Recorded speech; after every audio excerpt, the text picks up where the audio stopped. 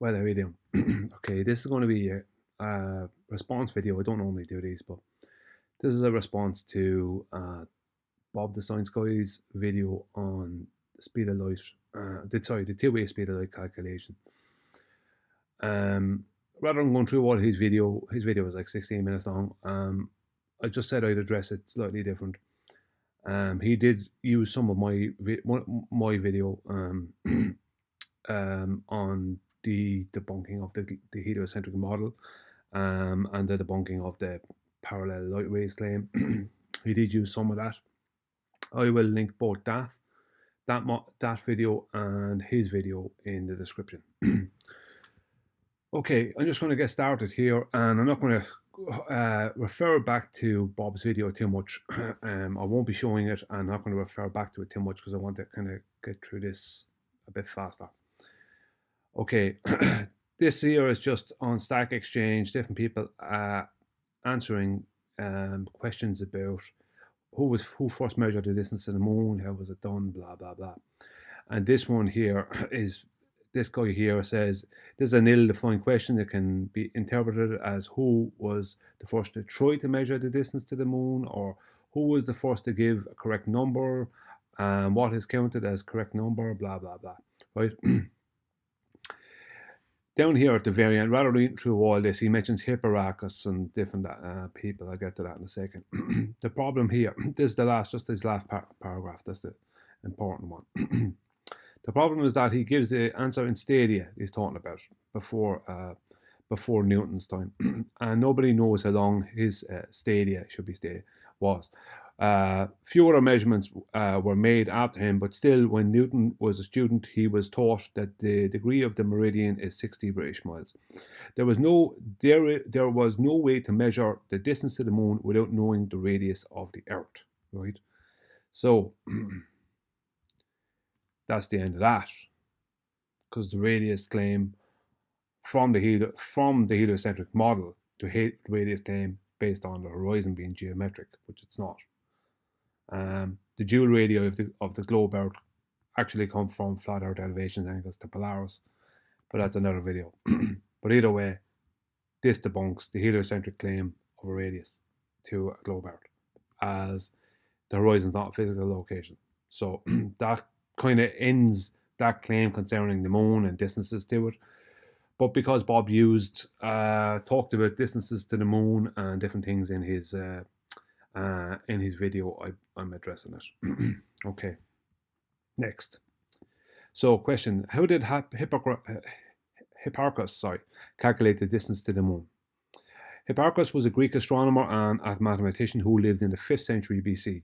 He made significant contributions to trigonometry, celestial geometry, and astronomy. Answer and explanation. Hipparchus calculated the distance from the moon by looking at the angle of lunar eclipses. He noticed that during a solar eclipse, there is a point on the moon where an observer can see only part of it. This is because during a solar eclipse, the moon blocks out light to the Earth. He concluded that if he looked through another hole in his telescope and measured how much light he could see of the Earth's surface from this new vantage point, he could use trigonometry to calculate how far away Earth was from the moon. Now, he tried to do it. He didn't actually succeed. Nobody has ever succeeded in calculating the distance to the moon, right?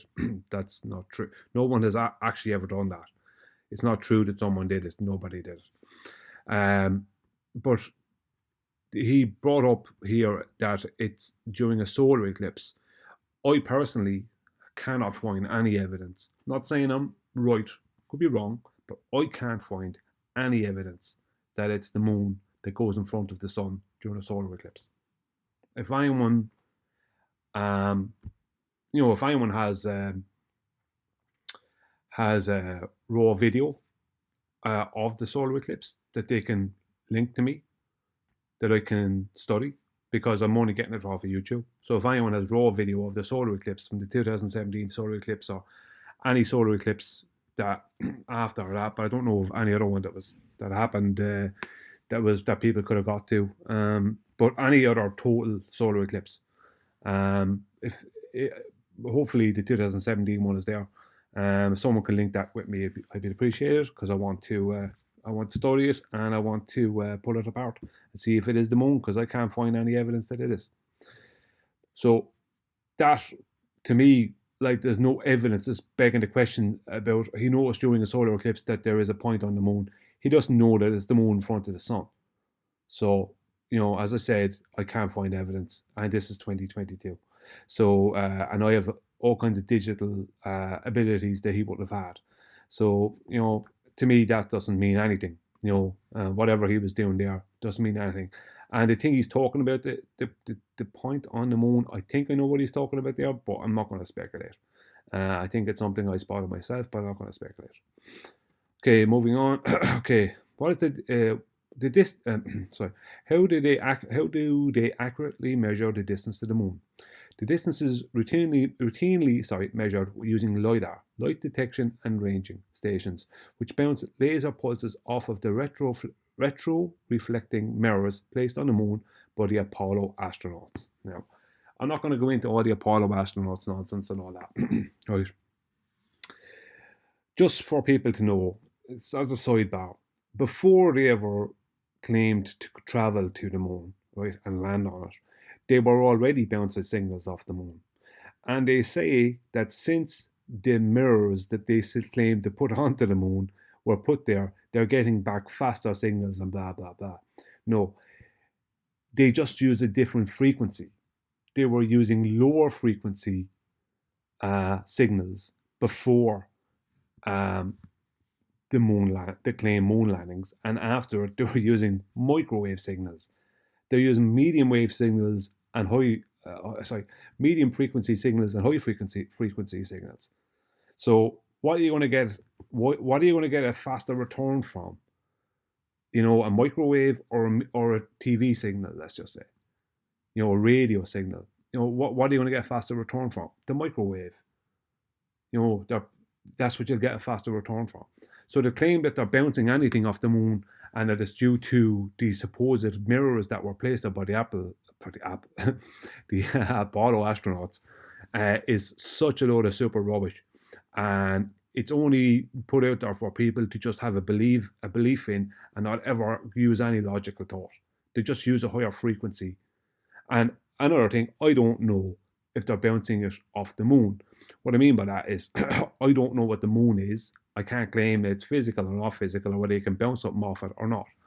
But I do remember asking, does anyone try bouncing anything off to the left or right of the moon?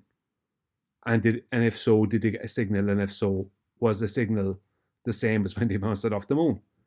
It's like, are they sure they're bouncing it off this moon? How do they know what they're bouncing it off? They bounce it off the moon supposedly, because they supposedly pointed at this moon.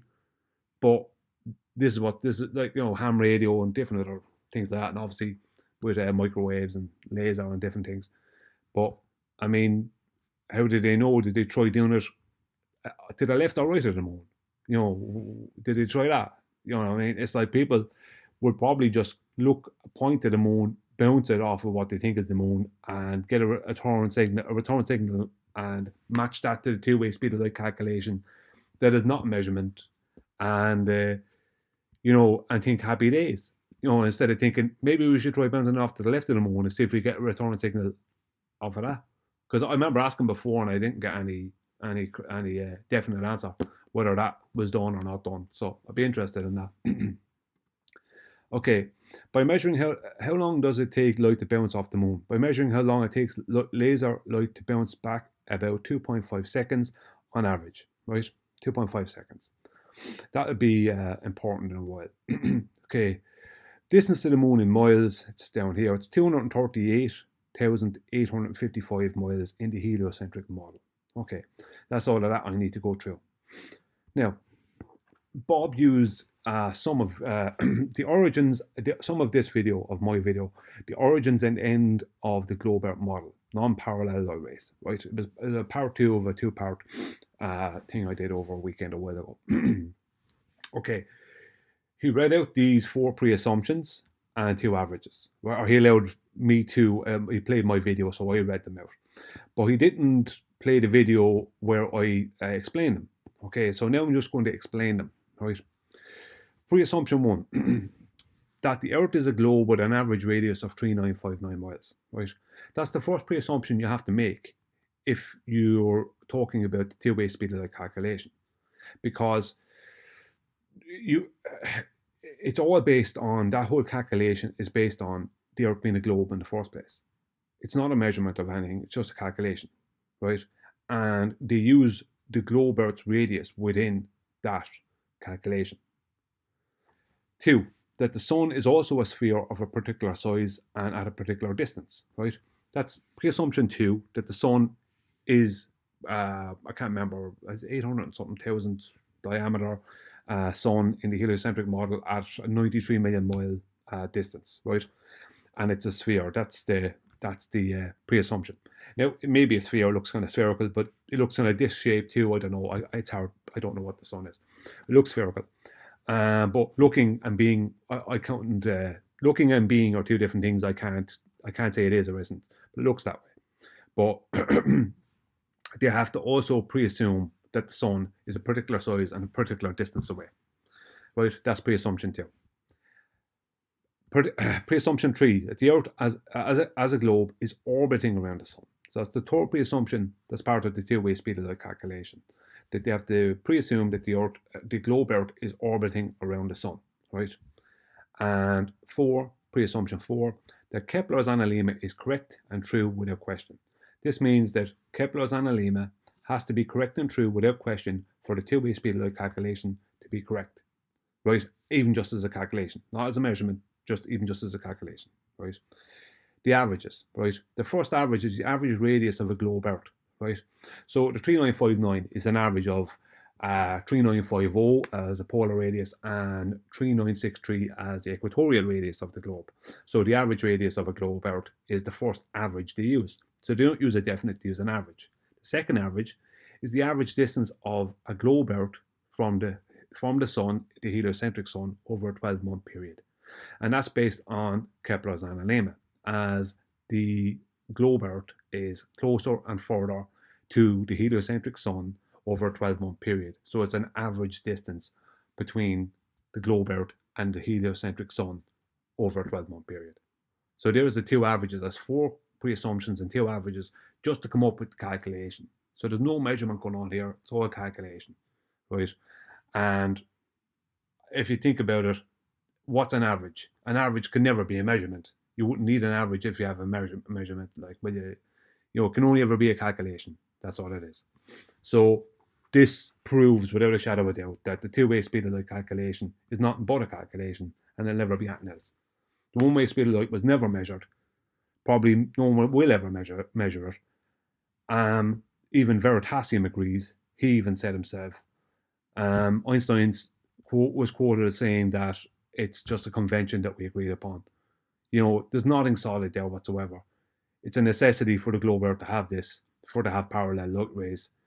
But every time we look at the sun, it doesn't have parallel light rays, it has diverging light rays. But you have to believe, if you're a heliocentrist, you have to believe that it has parallel light rays. This is part of your belief. That way, the sun also can never have a GP, geographical position on the Earth. Can never have. Can't have a hotspot in the globe Earth model because it's covering all of the globe Earth all the time. It can never have a hotspot because it's parallel light rays. So where's the hotspot? It can't have. But in reality, it does have. See what I mean? The whole thing is a farce. I'm just going to read out these last 2 pages here because they didn't get read out on Bob's, obviously, on Bob's video. So the two-way speed of light is just based on belief, just an agreed upon convention for ease of heliocentric calculation, nothing to be taken seriously or used within a debate as a factual measurement. So if the heliocentric sun is claimed to be 8.03 light minutes away from Earth, and that's the globe Earth, and this claim is based on a two-way speed of light calculation, and this two-way speed of light calculation is based on nothing, then any claims involving a distance and / or size to the sun in our sky that are based on this calculation in any way can rightfully be thrown out as folly. So why is this so important to the claim that the sun's rays are parallel? Because the only reason that the claim that the sun's rays are parallel even exists is because of this massive distance that the heliocentric sun is claimed to be from us, and because of the then huge diameter that the sun has to have if it is that actual distance away. But as we can clearly see with logical and sane minds, the whole claim is based on nothing, and the sun's rays being parallel is only a claim that must be made by those who wish to live within a fantasy created by a two-way speed light calculation that in reality is clearly a load of rubbish. So there's nothing within the two-way speed light calculation. As I said, the globe heliocentric claim means that they can never have a GP, geographical position of the sun. You couldn't do celestial navigation because the sun has no GP. Everywhere that has sunlight is its GP. So you don't have a GP. You don't have a hotspot. You can't have a hotspot on the globe Earth. You can only have, everywhere. It's just one big hotspot. It doesn't work. Okay. Now, the two-way speed of light claim. Right. You're just breaking it down just to show some of how easily just some logic can be broken down. The two-way speed of light claim is 671 million miles per hour. So within the two-way speed of light calculation, it claims that light moves at a speed of 671 million miles per hour. Right? That's where you get the 1 AU from, the average distance to the heliocentric sun, blah, blah, blah, blah, blah. It's all connected. It's all connected to each other. I'm not going to go into all the details now. It's not important. Right? If we divide this by 2, right, we get 335,500,000 miles per hour. If we divide 671 million miles per hour by 4, we get 167,750,000 miles per hour. If we divide it by 8, we get 83,875,000 miles per hour. And if we divide it by 16, we get 41,937,500 miles per hour. So look at this 41,937,500 miles per hour. What instrument do we have, right, that can measure a speed of almost 42 million miles per hour? I am not aware of anything that can measure that speed because it doesn't exist. That I'm aware of, there's nothing that can measure a speed of 41 million miles per hour. Never mind 671 million miles per hour. 41 million miles per hour is ridiculously fast. 500 miles per hour is the speed a lot of commercial airliners fly at. And if one of them flew over your head at 500 miles per hour, to be moving pretty fast. If something moved at 937,000 miles per hour, it would go past you at a ridiculous rate. But none of those numbers are nothing compared to 41 million. And 41 million is nothing in comparison to 671 million. This is crazy nonsense. But this is what they put forward as some kind of proof of something. And it isn't. It's just crazy calculations based on a belief. That's all it is. The distance to the heliocentric moon is 238,855 miles. 671 million miles per hour divided by 60 minutes is 11,183,333.333 miles per minute, right? So that would mean that every minute, the two-way speed of light is claiming that there's over 11 million miles per minute covered by this two-way speed of light claim. If we divide that by 60, then we'll get 186,388.88 miles per second. That's 186,000 miles per second, according to the two-way speed of light calculation, right? So 238,855 miles, which is the distance to the heliocentric moon, right, divided by 186,388.88 equals 1.2814. So 1.28 seconds, and not the 2.5 seconds as is officially claimed, right? I'm getting back to that later. But they claim at 2.5 seconds, but here I can show that it's 1.28 seconds. Now, so either I'm wrong or there is something wrong with the official claim besides the obvious being that it's a load of nonsense, right? But they need it. Otherwise, heliocentrism does not have parallel sun rays, which it doesn't. In reality, we don't have any of them. But obviously, the globe model needs these things. So 186,388.88 miles per second divided by 5,000 miles, right? So if I divide 5,000 miles into this number here, we get 37.27776. So that 5,000 miles divides into 186,388 miles per second over 37 times, right? So if we divide this 37.277776, we get 18.638888, right? So a 10,000 mile signal distance will travel 5,000 miles one way and 5,000 miles back 18.638888 times in 1 second using the two-way speed of light calculation. And this, right, so using the two-way speed of light calculation, if I sent a signal to somewhere 5,000 miles away from me, I get a return back, right, over 18 times in under a second, according to that calculation, right? According to that calculation, I can send signal to somewhere 5,000 miles away from me and get a return back 18 times in a second, over 18 times in a second, over 18 and a half times in a second, according to that. And this 18.638888 divided by 16 equals 1.1649305. So this tells us that if we divided this calculation, that would be the two-way speed of light calculation, by 16, right? We still could send a signal 5,000 miles one way and 5,000 miles back, making a total round trip of 10,000 miles in 1.16 seconds real world time. So if I broke down this two-way speed of light calculation of 671 million miles per hour by 16, doing the maths this way, I can get a return from 5,000 miles away. I can get a return which is a 10,000 mile round trip in 1.16 seconds, right?